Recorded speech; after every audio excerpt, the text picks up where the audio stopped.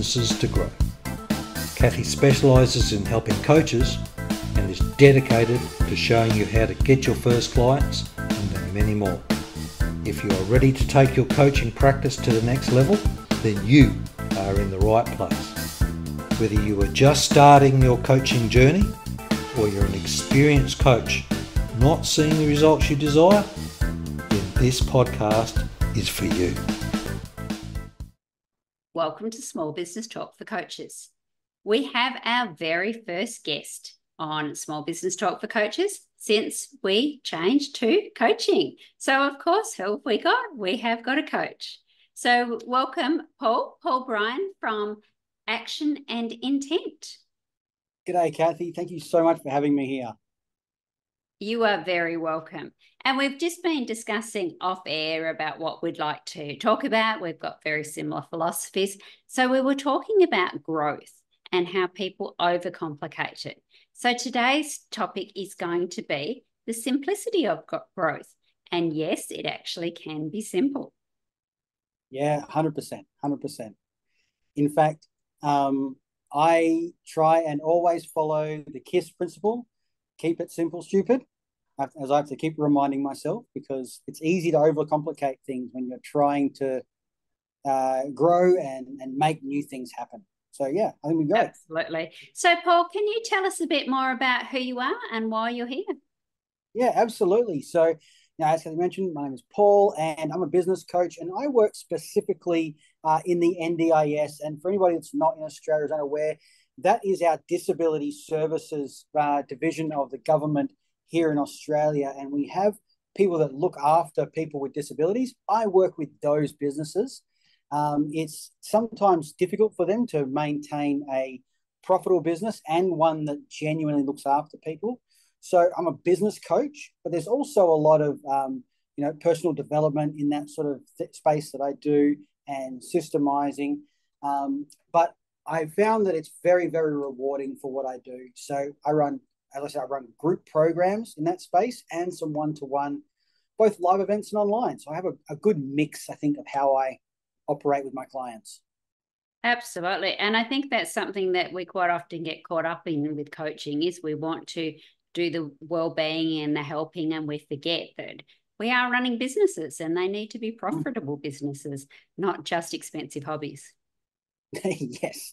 Yeah. An expensive hobby. Absolutely. I've had one of those. I'm sure most coaches have at some point. Okay. So let's think about simplicity of growth. Have you got some tips that particularly our coaching audience can start thinking about when they want to grow their profitable businesses? Yeah, absolutely. So I've been, coaching on and off for about 7 years, and then really full time for about the last 3 years.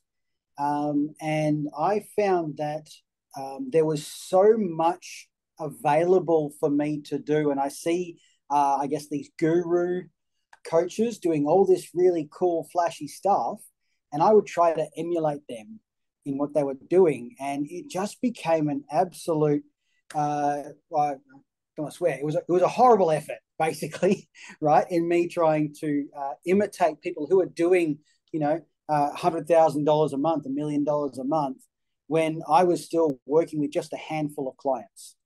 And so the main thing I had to come back to, which my coach helped me to do, which was just become a lot more simple in how I approach things, not try and overcomplicate it. And that's why simplicity became so important. So a couple of tips that I would have would be to scale back and, for lack of a better term, know your space, right? And don't try and be everything to everyone. In fact, one of the most important things that I got to was actually finding one client. Let's not go and find 50 clients. Let's go and find one client and solve their problems. The thing that I realized after that was there was multiples of those one client around, right? So finding the one client was absolutely imperative, and that niche. And the other really main thing was not trying to go too big with my systems and processes, trying to have all these fancy sales funnels and fantastic websites and, always looking polished. One of the best things I did, again, keep it simple, was I went live twice a week on Facebook. I couldn't be polished. I wouldn't call myself a fantastic public speaker, but I just went live on Facebook and just talked about the issues that one client that I found was dealing with. And so we solved problems on Facebook, and then started to grow from there. And as my business grew, then I started adding the systems to make it easier. Excellent. And I think that's a really great point there, is just go for that one client. And there are multiples of that one client. And that's what we talk about avatars all the time, is who is that perfect client.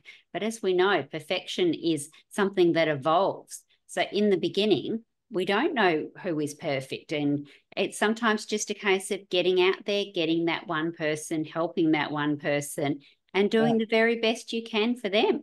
As you grow, then you can get your systems and sort it out and get it a bit more polished. So I love that. The other tip that you had that I really liked is just hitting record. So going live, answering questions, answering problems, doing the case study, do what you were doing maybe during some of the week about what was going on and what was working and maybe what was not working as well.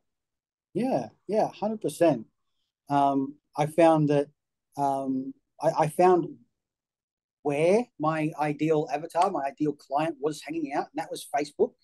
And so that's where I went live. If it was LinkedIn, I would have been leaning into LinkedIn. If it was on Instagram, that's where I would have been, right?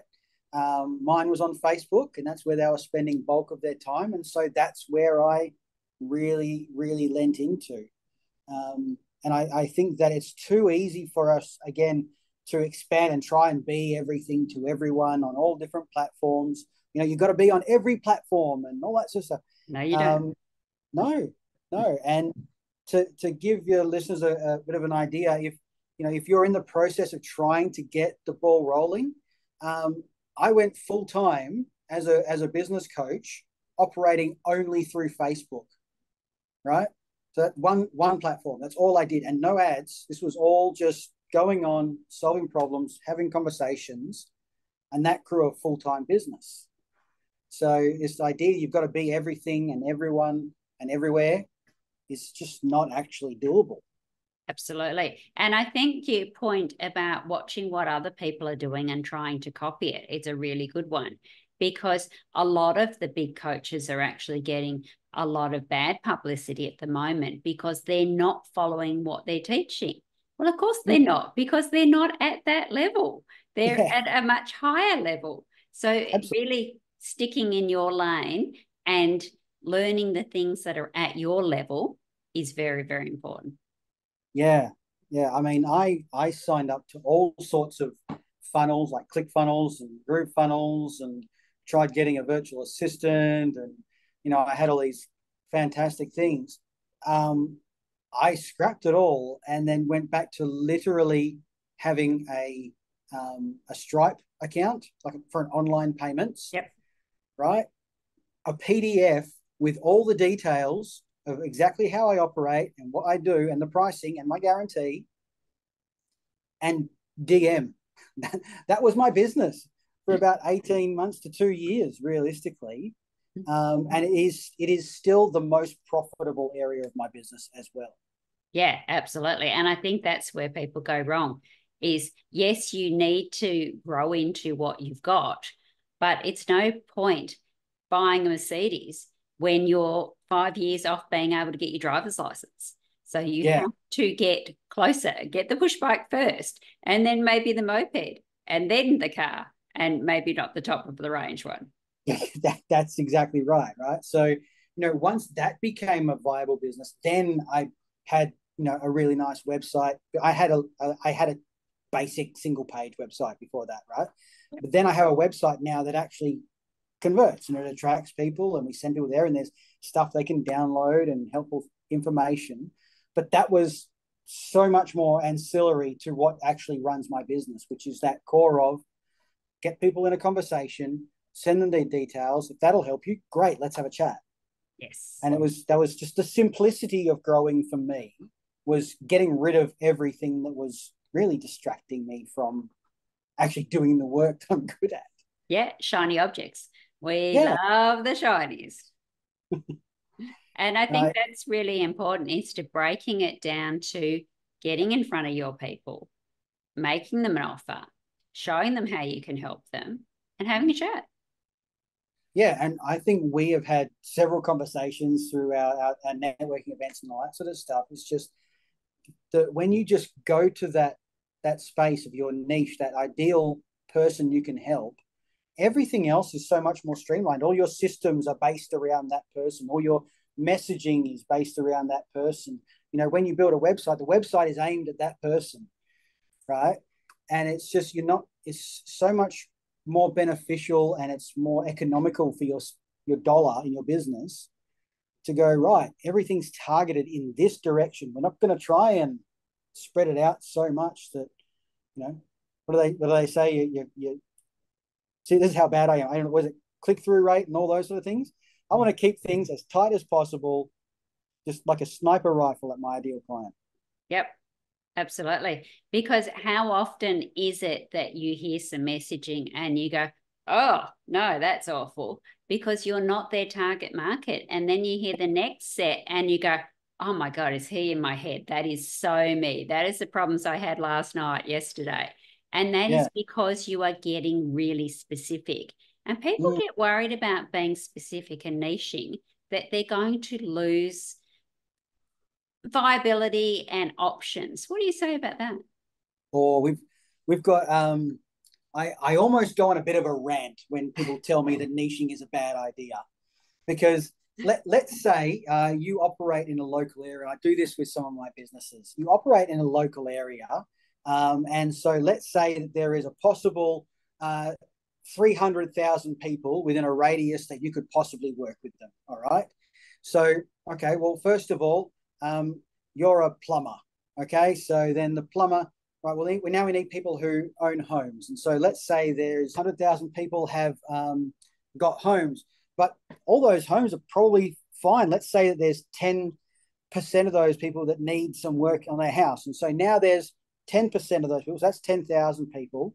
But your business only does so much. You don't do X amount, right? And so let's say there's five. Now you've got 5,000 ideal clients that you can talk to, and you can solve their problems for them, rather than trying to talk to the 300,000 people who don't need what you do. Yes. Right.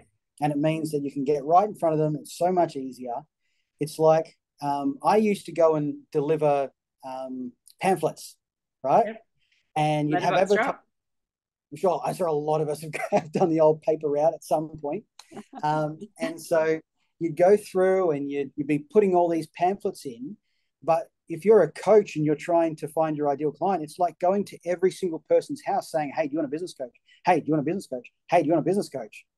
Well, if you knew which house had a business in it, which was the type of business you could work with, you could go straight to that door, knock on the door and say, hey, here's what I do. Is that helpful for you? So I think people just get in their head a lot about what is actually viable for them to do. Yes.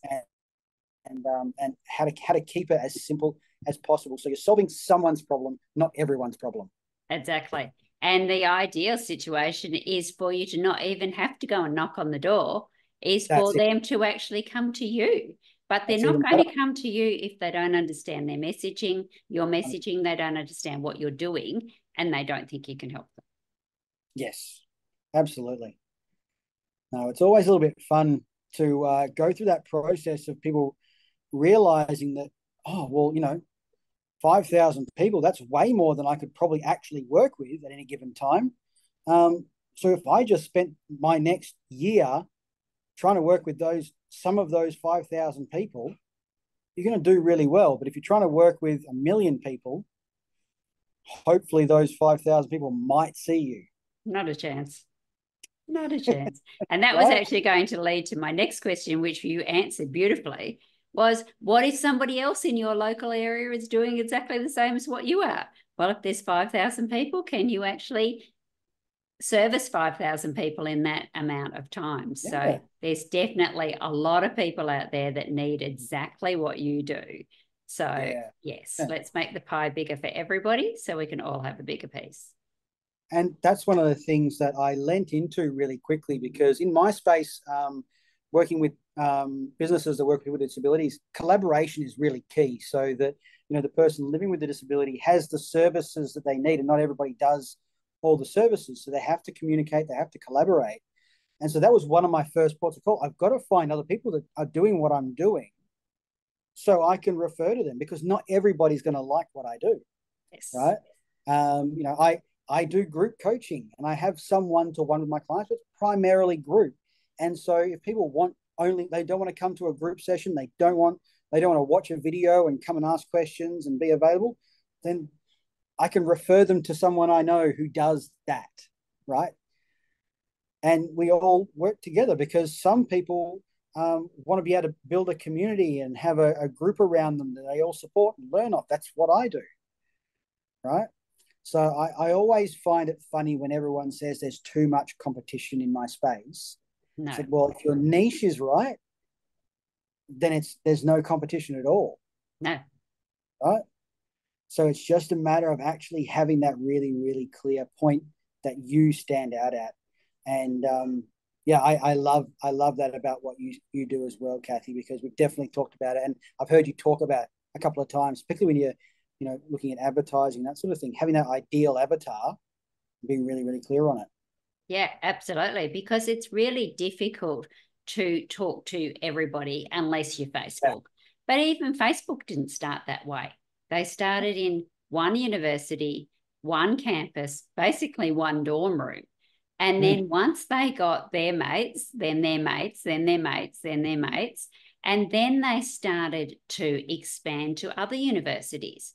And it was literally years before they got out of the university system.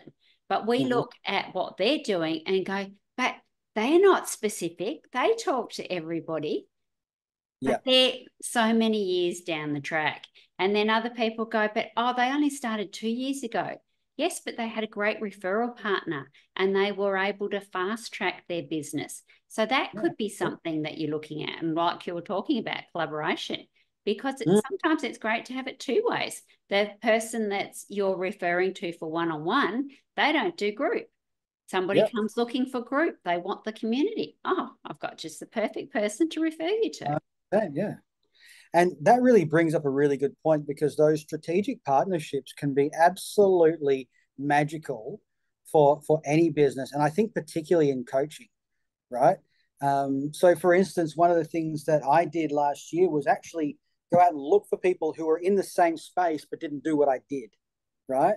And so I connected up with a consultant who does a lot of the compliance and safety and that sort of thing. And we used each other's audiences to be able to help and to grow. And, she had a fantastic audience, which she had worked on for quite some time. And I had a different audience. There was some overlap, but not a lot. And our services were complementary, not competitive. Perfect. Right? And it was just really being able to leverage each other's audience meant that we could get in front of a whole new crowd, which we didn't have before, but was still our ideal audience. Yeah. And not only that, but you're getting in front of that person's audience and you've got the credibility as well, because she wouldn't be bringing in something or somebody who was not able to help them and not credible. So not only are you able to leverage off the audience, but you're also leveraging off that referral partnership, because now you've got the gold stamp. So this is the person you need to deal with for these kind of things. And you become that category of one. There is no other choice, because you've got that stamp of approval and that referral. I learned that process from my business before being a coach, which was actually being a cabinet maker. Right? And I realized that while I was a good cabinet maker, what I did, when I went out to do a kitchen or build some furniture, people often needed a plumber, an electrician, a tiler, all these people, right? And so it was just this process of, well, I know a really good plumber. I can get him to come in. And because I was referring him, they trusted him, right? And then we had a whole mix of people who were an ideal referral for what we were doing.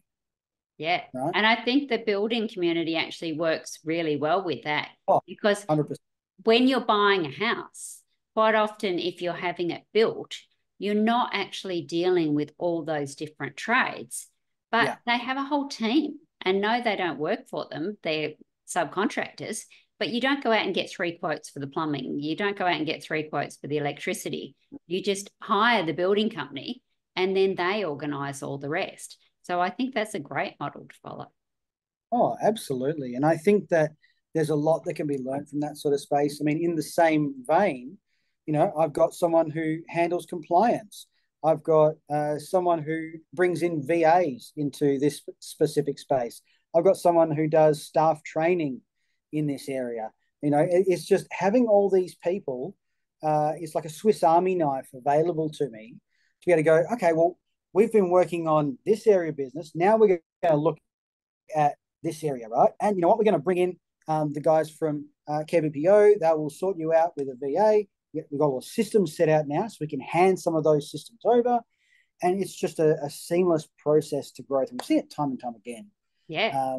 Obviously, I'm getting referrals from them as well. It's not just me bringing them in. I'm getting referrals from them as well, which has just been magical. Everyone loves referrals. Yes, absolutely. And then it just makes it easier for the clients as well, because they don't have to worry about who they're going to be using.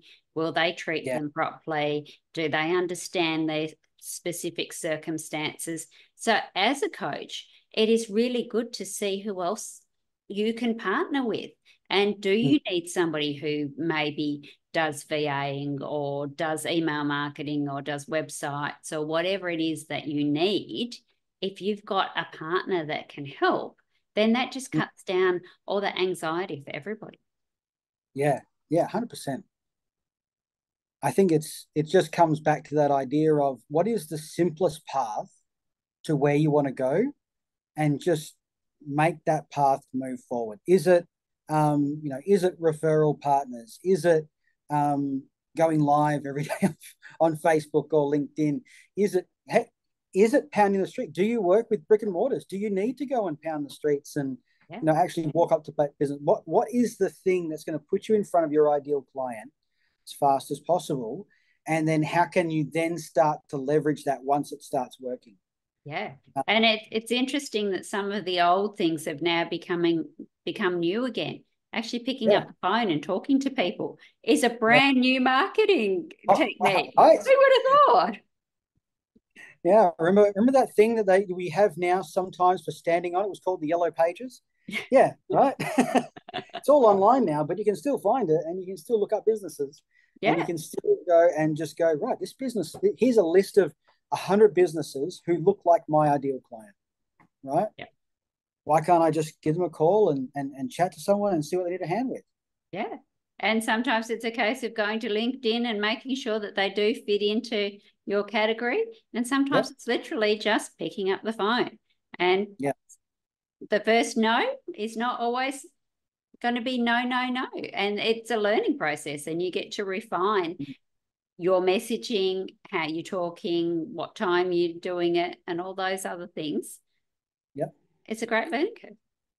And I think that as you start to grow through those different phases, you will then start to go, right, this is now too time consuming because I'm doing so much of this thing that now I need to either eliminate or automate or delegate it, right? I love telling the story that I was doing so many online workshops through Facebook. I actually got banned from Facebook because I had close to 300 open DM messages that I was doing like this over the space of about 24 hours, sending people all the details to my workshop, the live Facebook event, dropping links. And so it was that thing, all right, I need a better way to manage people. Yes. Right? Manage leads, right? So then I built my first little website, which was literally just a landing page, which had a booking link on it, which had the details for my workshop, right? And it was just a lead magnet. It had grabbed your name and your email, and that was it, right? And nothing changed for ages after that because that solved that problem and everything else was fine. But then obviously as things grew, I started letting go of the more time consuming tasks, or the ones that I was band-aiding together because I wasn't good at it, right? Yes. And started to go, right, well, what software can I use to take that load off me so Yep. I can spend more time doing the thing I'm better at, right? And then what do I need to employ someone to now take this load off me so I can do the thing that I'm better at, right? And so just going up that ladder, not trying to do everything at once. So, I mean, if you look at me now, I've got, several websites with several different lead magnets, and I've got booking links. I've got a VA who runs my Facebook communities and LinkedIn communities and does my social media. They also handle some of my client details and all that sort of stuff. I've got an online training platform. But when you look at it, it's still free information, leads to a conversation, leads to a PDF that gives them my details, and a Stripe account where they send their stuff, right? It's still the same thing, but we've just added in things that automate parts of that because of the volume that we're dealing with now. Yeah. And making it more streamlined for your client experience. 100%. Like when I had time, I could spend all day on Facebook answering questions, asking questions, posting, all that sort of stuff. Now we set up our content at the beginning of the month, and it's automated and it goes out, right? Which is great, but to be honest, it's not the thing. Like that's not the main thing that I need. I need to be coaching my clients.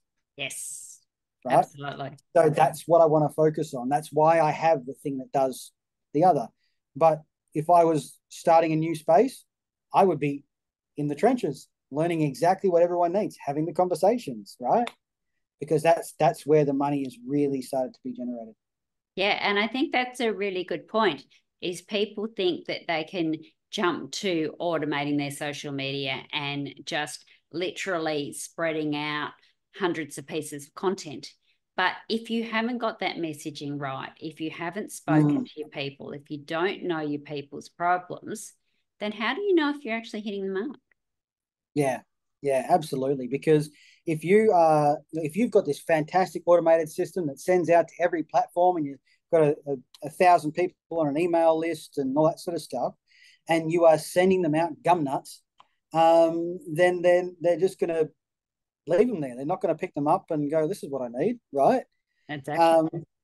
But if you've got 100 people in a list who are your ideal client, you've got 100 potential clients there. Yes. And that's exactly how you know if it's working or not. If you're sending all of this information out and you're getting crickets or very little engagement, you're probably not quite hitting the mark. Yeah. And maybe you've found the right space, but you found the space you really want to be in, and it is a niche, but you're still getting it. Then obviously going, right, how big a problem am I solving for these people? Yes. Or is this what's really needed in this space? If I was going to NDIS providers where I work, and I was going to, tell them how to, I don't know, I got to keep going back to being plumbing, tell them how to fix their toilet. It's not going to be overly useful, is it? No. Right? I've got to go back and go, right, well, what are the problems? A lot of it is, building a referral network is one of the key points that you need to have in this space. You've got to be able to understand your numbers, because a lot of people in this space haven't grown up with business. They've been working as nurses and support workers and now have a business. Yes. So we needed to help them understand the profit and loss and how to make sure you're actually making a profit, but also how to manage people, because they're now going from maybe running a team, but now they have employees, and their clients. Many of them have a mental illness or a cognitive delay, or purely just unable to function for themselves. And so they need to be able to manage people, and a lot of very varying people at that as well, right? And so this is a lot of what we do. We found the key things that they were having a problem with, and just solve those several key problems, right? Yeah. And I think that's where a lot of coaches are too. They've come from corporate, where they've had somebody else managing the business before, and now it's a case of they want to go out and coach. I spoke to a coach last week and they want to coach 100% of their business time. I said, that's great, but you're going to have to go and work for somebody else because you can't, as a coach 100% of your business time because, as we've been discussing, there's all these other things that you need to be doing. You've just got to do it to make it work. Yeah. So if that's your goal, you will have to go and work for somebody else. Yeah, 100%. Look, there's a great guy on YouTube. His name's Vin Yang, and he's a public speaker. And he says there are so many amazing coaches out there who don't have any clients because they can't communicate how they're helping people. And they could be a 10 at coaching, but they're only a 3 at communicating what they do, which means that the coaches that are only a 3 but can communicate at a 10 get all the clients. Yep. Right. And how often do we see that? We see these coaches out there and you go, oh, I could be so much better than that. But the point is they're out there. Are you? Yeah, 100%. And, I'm sure that if anybody here listening is a coach, you're probably getting emails and Facebook DMs and LinkedIn messages saying, I'll help you get to your first 10K month and all that sort of stuff. And you look at the person and they're like 18, right? And I'm going, yeah, great. Maybe you're a marketing person, but have you actually worked in this space? Have you actually learned coach? Do you know what coaching is, right? Coaching isn't coming in and telling someone what to do, which, a lot of these people call themselves coaches. They come in and tell you what to do. That's a consultant at best, right? Absolutely. A consultant with no experience. Yes. I love it how you see business coaches. And 1, they've never owned a business before their business coaching business.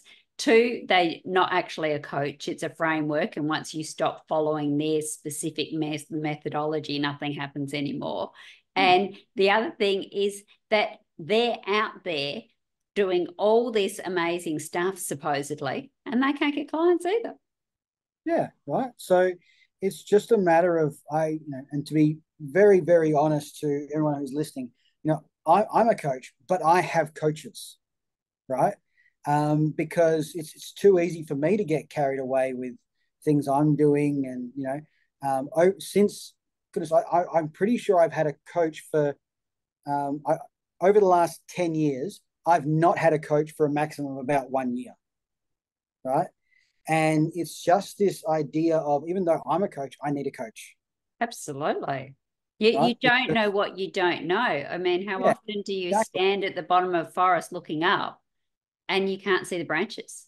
Because we get so stuck in our heads, and that's one of the things we do so well as coaches, is be able to see what is in somebody else's head, but we quite often can't see what's in our own head.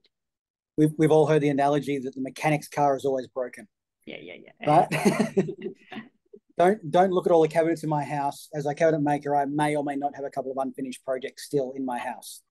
And how long since you've actually been a cabinet maker as a trade? Oh, I got rid of the business officially about a year and a half ago. I've still got the tools. The tools are still there. I've still got some of those, so I'm sure I'll get to them at some point. And you know what? Your wife should actually employ a cabinet maker to come in and get it finished and done. And if she did that, she knows 100% that I would be out there in a heartbeat, not letting anyone else touch it. So probably everything happened. But we're like that as business coaches, right? We can go into somebody else's space, into their business, and we can help them identify all the issues that are not working. We can help them increase their profits. We can help them make massive changes with their staff and all that sort of thing. But what problems are we solving in our own businesses? Indeed. And what problems are we creating because we're trying to make things far too complicated or make things that we're not ready to step into yet? Yeah. I love the idea, and there's a guy who I did some work with a few years ago now, and I'm actually working with again now at the moment, Taki Moore. He talks about the idea of the minimum viable product. It's not a unique to him. It was just the first time I heard it. Was the minimum viable. What is the minimum that you could possibly do to actually have someone come into your ecosystem and become a client? Indeed. Then just nail that. Yeah, absolutely. And it's amazing when you let go of all this other stuff, all the flashy stuff. And I implore anyone that's listening to this, if you've got like a bundle of funnels and all this sort of stuff. If you were my client, I'd tell you, switch them all off and go, you know what, let's, for lack of a better term, let's hit the pavement. Let's hit Facebook. Let's hit LinkedIn. Let's start the actual conversations. Let's go out and make these connections. Let's go out, and I'm a business coach. Cool. I'm going to go and meet an accountant that deals with my ideal clients. I'm going to go and talk to some business brokers because I help businesses to grow so they can sell them. I got to know several business brokers, right? Whatever it is, you just got to find these people where they are, solve their problems, and they will come to you. So if we've got a coach listening who's just recently got qualified and they're really struggling to get their first client, what would your advice be to them? I would really think about exactly what you want to do, right? Not who you want to help. What do you want to do, right? That was one of the big changes for me was, well, I want to make money and all stuff, but I don't get out of bed for money. I get out of bed because I've got a purpose, right? For me, I wanted to help people who helped other people, right? And so I want to be able to be in a space where I can help the people who help with people who are less fortunate or more vulnerable or something. And that was the vague idea that I had, right? Well, that led me on a wide path to going, right, what type of businesses work with people? And there's not-for-profits and there's charities and there's, good Sammies and there's, people that have like community events and all sort of stuff, and there's aged care and all that sort of thing. And I just started looking at this space in disability and I go, right, well, there's some stuff that I could do here. I mean, I do a lot of stuff around personal development. I know business really well. I've seen a lot of people now that I'm in, like I'll talk about Facebook. I went to the spaces where they were on Facebook, the groups they were in. I saw the questions they were asking continuously, right? How do I make money as an NDIS provider, right? Really clear question, okay? But if there's someone listening who is trying to find that, like, what do you actually want to do? Do you want to work one-on-one with a couple of people and help them get their third boat? Awesome, right? People who want to buy their third boat have a very specific set of problems. Yes, they right? do. Okay. And I've worked with people like that, and that doesn't get me going, right? No. It's great. And you get to that point and you go, cool, I've now got X amount of profit and I'm going to go out and buy my boat. Great. Awesome. Cool. Let's chat about the next thing. Haven't got time on my boat. Oh, fair enough. So, so find out what you want to do and who you would actually like to help for the rest of your life. Right? Because I look at coaching as a lifelong thing. I can do this when I'm 80. and I intend to. I don't like the idea of retirement. I like the idea of just helping people for as long as I can. Yep. And so find that person, that one person. Don't try and find your next 10 clients. Find out the type of people that you want to work with and what you want to do. Then find one person in that space. Not literally, Tom Jones down the road at whatever's Baker Street, but that one ideal avatar who you can then go, right, this is this person's problems. Yes. And this is what they're dealing with. And let's rate their problems, right? There's that hierarchy of problems. There's the known and spoken problem, which is sort of that outer ring, it's really tight. It's hard to find work right now, all that sort of stuff. Then there's the known and unspoken problem, which is the next line in. It's actually so tight, I'm not sure how I'm going to pay my guys this week, right? People won't talk about that, but it's what they're thinking. If you can solve that problem, you've got a client, right? Because they will trust you. Then there's the third inner ring, which is the unknown problem, right? Which is the reason that they don't have enough money that they can't pay their staff. When you solve that problem, then you've got a client for life, right? Absolutely, because then you can articulate the problem that they don't know. Exactly, right? And and I'm sure that many coaches have had these conversations when you are dealing with someone maybe about making a certain amount of money, right? And you go, I always get to about $100,000 a year and I just can't seem to get over it. Okay, that's the problem that they're speaking about. It's really frustrating me. I feel like I should be able to do better than that. Maybe that's their unspoken problem and they feel bad about it. The unknown problem often is they have an issue with making money. Yes. When they were younger, they were poor, or someone told them that they'll never be rich, or money doesn't grow on trees. Yeah, money doesn't grow on trees, right? All these sort of Rich things. people are nasty. Rich people are nasty. That's a big one, right? And it's just this idea that people get to is, I can't get over this barrier. So that's their unknown. They don't know that they have an issue with money like that. Yeah. Right.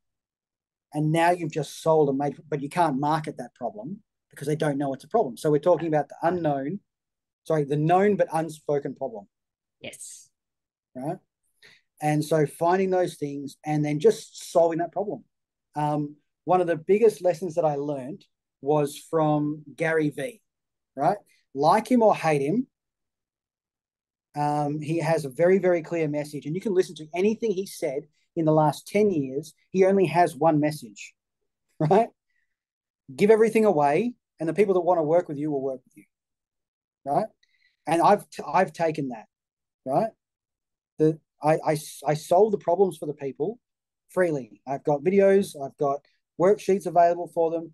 If you want a hand to do it, then let's chat, right? The amount of trust that builds is so high, yes. right? And I'm gonna challenge some of the coaches that are listening right now, is that there is probably only about 5% of what you do and know which is proprietary to you. If that. If that, right? 95 or more percent is readily available on YouTube to anybody that searches for it. Yep. Right? So if you aren't pre-jumping that gun and going, well, here's the information sent out to my ideal clients, they now know, like, and trust you. They know that you can solve their problems. Most people, like 85%, I think the numbers were last time I looked, will download free information and do zip with it. Yep. Right? But they know, like, and trust you. And you've also gained a lead because they downloaded your free information. Yeah. And sometimes it's a case of, I really wanted that, but the phone rings or the kids scream or the business partner comes in, and then you forget about it. So by doing the follow-up, oh, yeah, that's right, Paul sent me this. Okay, I'll have a look. Oh, no, the phone's ringing again. And it might take 3, 4, 10 times. And then they get to read it and they go, oh, yeah, that sounds great. But, yeah, nah, not right at the moment. On the 20th time, there's that cash flow issue that they're not sure what's going on, and they go, oh, I know Paul can help me. I really need to talk to him right now. Yeah. Yeah. And that has rung absolutely true for us. I mean, I've got my main lead pool for now is actually a Facebook group with about 2,500 people in it. I've got people that joined that group about 3 years ago who are only just now at a point where they need what I do, right?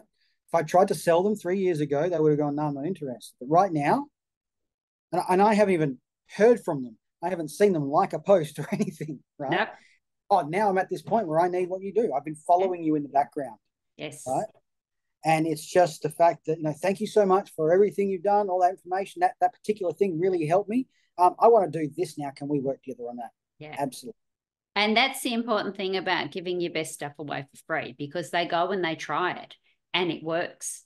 So now you've built that credibility where you haven't even actually probably had a conversation with them, but they've downloaded the free thing. They've gone and had a go at it. Might not have been perfect, but it helped solve that one problem that it needed to solve. Absolutely. So, just always bringing it back to how simple can I make my business? What do I want to do? Who do I want to solve problems for? And how do I want to get in contact with them and help them? And just simplify those things as much as you can, and then nail it. Like, absolutely nail it, right? As I said, I did like free workshops on Facebook. The first one I ran, no one came. No, but record it anyway. That is content. Oh, yeah. So what I did was, for that 30 minutes that I had allocated for it, I go, right, here's the information that I've got. I'm going to record it. It's going to take me 15 minutes now because there's no one asking questions. And for the next 15 minutes, I go, right, how do I promote this one better next time? Right? The next one, I think, you can also use part of that you recorded. Oh, yeah, 100%. Oh, that video went up and said, hey, here's the awesome workshop that we had last night. There was some issues, so it's just me, and you guys have got it. Here it is available. People comment and go, that's great. Thank you so much. Yep. So just give time at the right time, right? Yeah. And that's something to be really aware of, is to have the recordings available, because we have a global audience. Quite often, the time that you've set is the middle of the night somewhere, or it's tea time, or it's school pickup time, or it's some other important business meeting that your client needs to go. Doesn't mean they don't necessarily want that information. It just means that they can't come to it live. Yeah, yeah. And, you know, we need to remember that everyone is human, and, you know, the kid could be sick or all that sort of thing, right?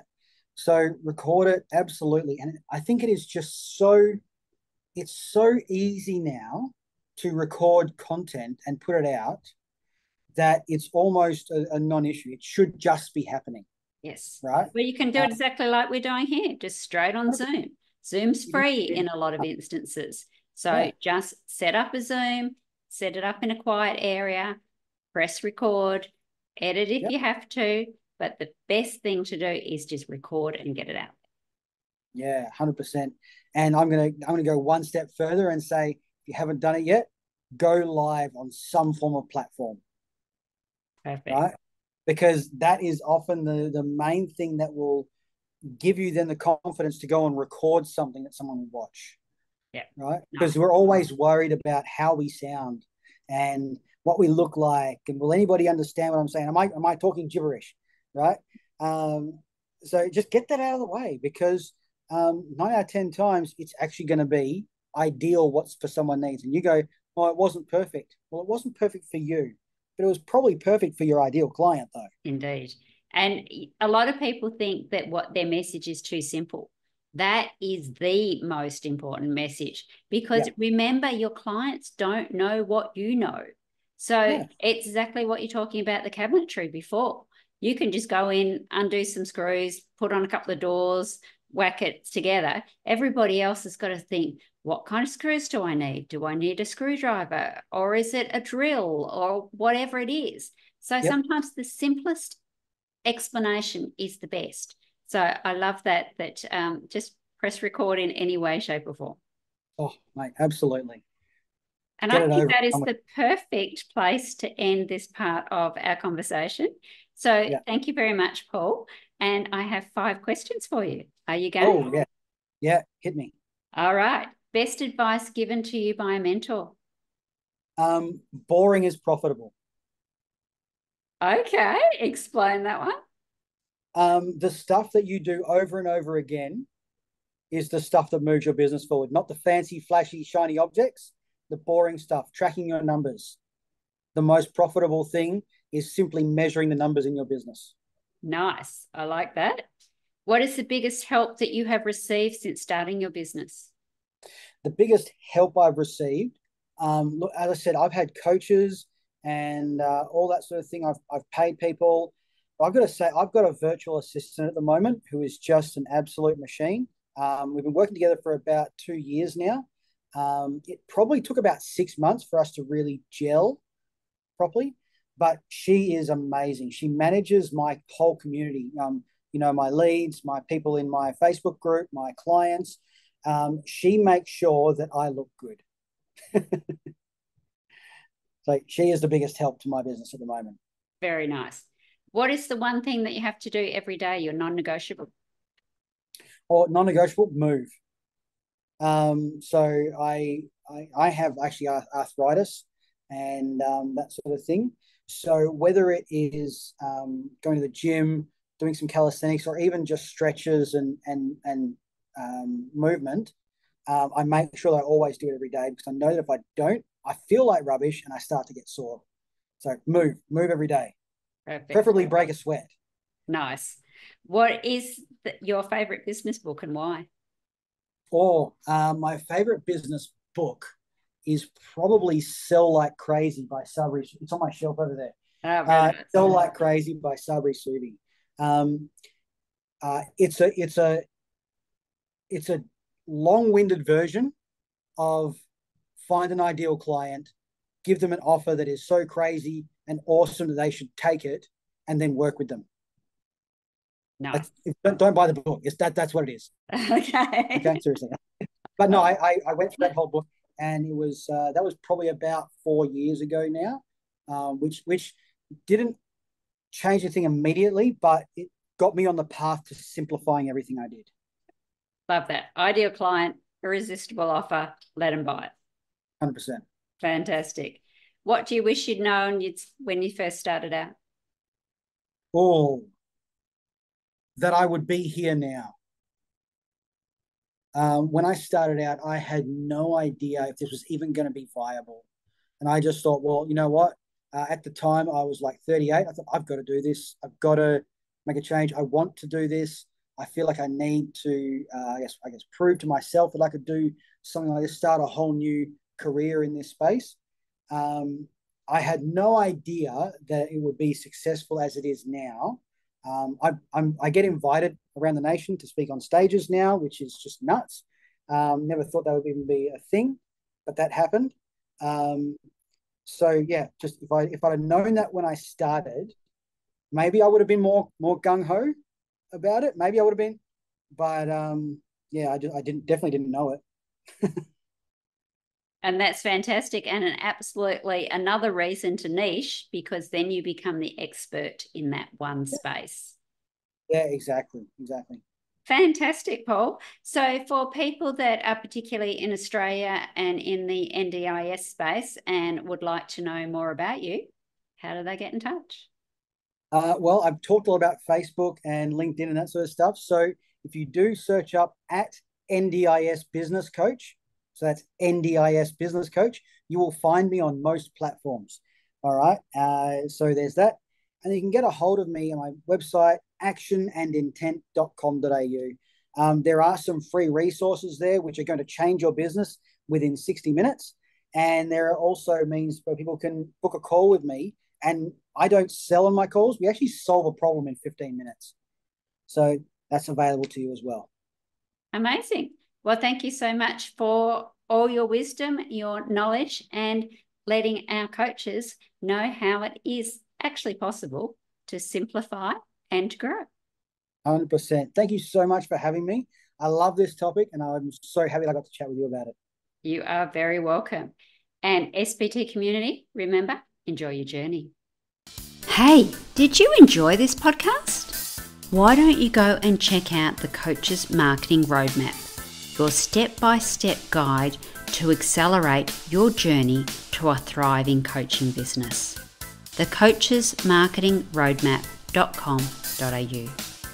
And don't forget to subscribe to Small Business Talk for Coaches podcast. Go to smallbusinesstalk.com.au for all the show notes from this episode. Remember, coaches, to be great, you must start. Pick one tip from today's episode, take action and implement it. Coaches, you've got this. Let's meet again next week at the same time and place. Remember, just start. One step at a time, take consistent action and enjoy your journey.